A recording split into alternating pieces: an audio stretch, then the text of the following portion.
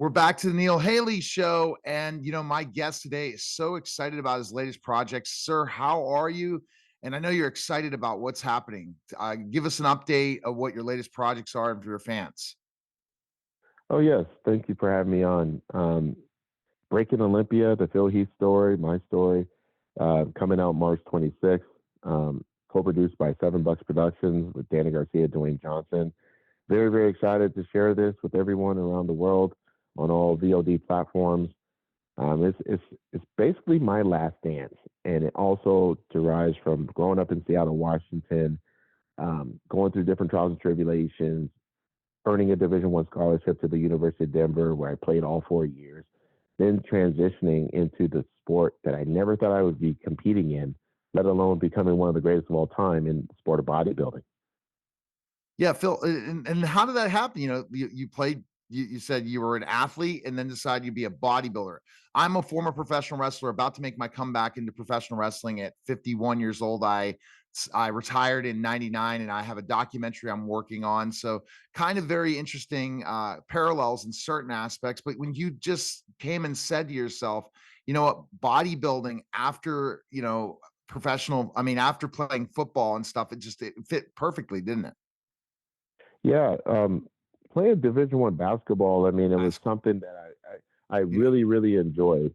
And unfortunately, I didn't have the career in college that I had hoped for, let alone saw. I was growing up in Seattle, went to Rainier Beach High School. I had a high school teammate by the name of Jamal Crawford who played just under 20 years in the NBA, right? So I was able Yeah. to see his meteoric rise and getting picked up after not even a full season at the University of Michigan, where, I was like, wait a minute, like he's getting, you know, he's living the dream. He's living my dream. Yeah. My dream is, and he's going through that. And I'm seeing other people I know do that. And I got really depressed because it wasn't happening for me. And lo and behold, as I was in a computer programming class, because I majored in IT, I'm looking at this guy sitting next to me, and he's always eating, chicken breast and fish and rice and broccoli and stuff. And I'm like, what's going on? And he's got these bodybuilders on his laptop screen. And I asked him, like, what's that all about? And he was like, well, you got to leave the varsity weight room and come to the student weight room. So I went there, checked him out. Was like, wow, this is pretty cool. Like everybody's, working on the aesthetic aspect of it. Obviously, there's a health benefit, but just the aesthetics. And for basketball, you're just focusing on, peak performance, functional, strength and mobility. And next thing you know, I started supporting some friends that were competing locally. And then I was enticed to do a show. And I would say enticed because I felt like I was tricked into doing it.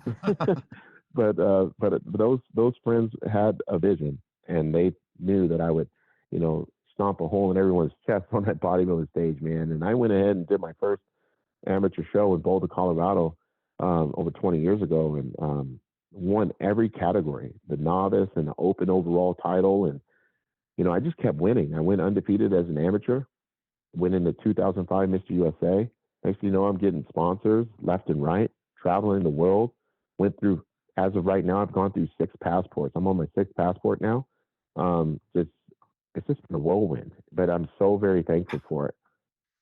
What position did you play in college basketball? I was a combo guard, so I played the 2 on offense. Of course, being 5'9", I was playing the 1 on defense. So yeah, I was a really good shooting guard. But I played, my specialty was defense. I could really defend. Okay. I'm 6'10". I played D3 college basketball for 1 year, then got recruited to be a professional wrestler, left college, and then went and did the minor leagues, almost made it to the I did WWE once and was in Germany. So kind of an interesting process, then went back and became a teacher and then got back in the media with my own brand. And now I'm an entrepreneur and all that. So now I'm going down that documentary journey as well. When you first had the idea of this documentary, did someone approach you on this and then you said, okay, I got to go find the team, or did they come to you? They actually came to me. I was approached by Adam Scorgi of Scorgi Productions and his director, Brett Harvey. They've done a number of other projects, from Danny Trejo's doc, the Inmate one. They've done the Donovan Bailey Experience. They've done the Michael Bisping doc and various others. That, in fact, they've done mine. And then shortly thereafter, they were working on Dolph Lundgren's doc. So Wow. they've done a lot of cool work. But yeah, when they approached me with this, I sat back and I was like, okay, what is this going to be about? Because I've done projects before where, we're just talking about weightlifting.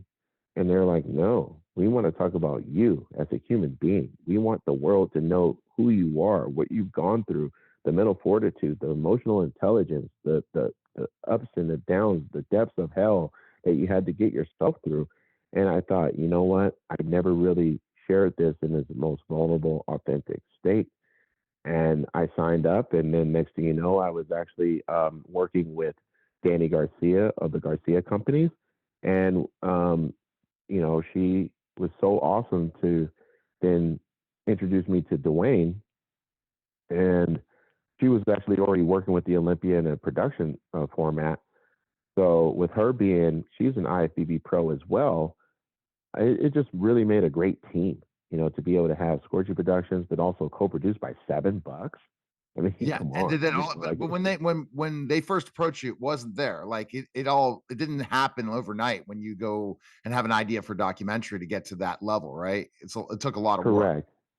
It took a ton of work, but I'm so glad that it all came into fruition. I mean, to be able to raise the money, to get it done, to be able to have the right sequencing and timing. I mean, that's everything, right? You can put everything as far as your hard work, your ideas, but if it's not of the right timing and sequence, it usually doesn't penetrate the way it's supposed to. And when we were initially finished, it was in 2019.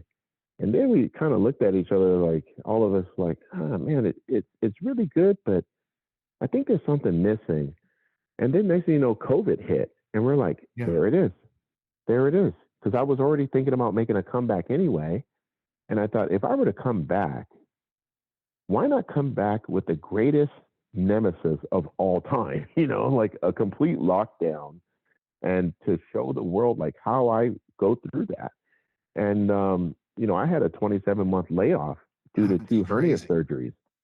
So I thought, well, if I'm going to prove to people like how to persevere, because a lot of people talk about, oh, you got to be resilient, you got to persevere through things and this and that. When you put your title on the line, that shows a lot of grit, that shows a lot of courage, and I want people to do the same in their life. I want the people to have those limiting beliefs and get rid of them.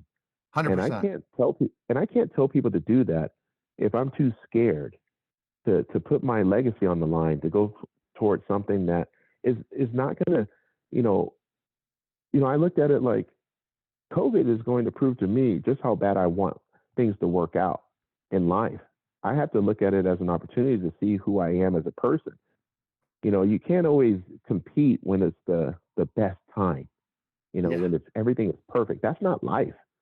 No. You have to compete sometimes when it's all against all odds, right? So it gave us a great opportunity. We're able to capture it. And again, I was able to talk about all of my feelings. And I'm so thankful through the process that I was able to do that, because normally you're just not in that space of vulnerability to share. No And doubt. this required it. This really required it. And I'm so happy for everyone I'm watching this. excited for you. I'm excited. It's going to be interesting. I'm going to definitely check it out. You think about my process right now in that documentary phase, and then more of a docu-series thing I'm trying to create like wrestlers. But what a great opportunity. And Phil, I'm wishing you all the best. And people, now again on March 26th, it's coming out, Yep. right? Digital and Yes. VOD starting March 26th. People need to check it out. Best place they can find it. Where can they go? Best place, go on Prime. I know everybody's got Prime. So Prime Yes. Video, you're going to be able to watch that for sure. All right. Thanks again. Appreciate it, sir. Thank you. Best of luck. You too. Listen and watching the Neil Haley Show, and we'll be back in just a moment.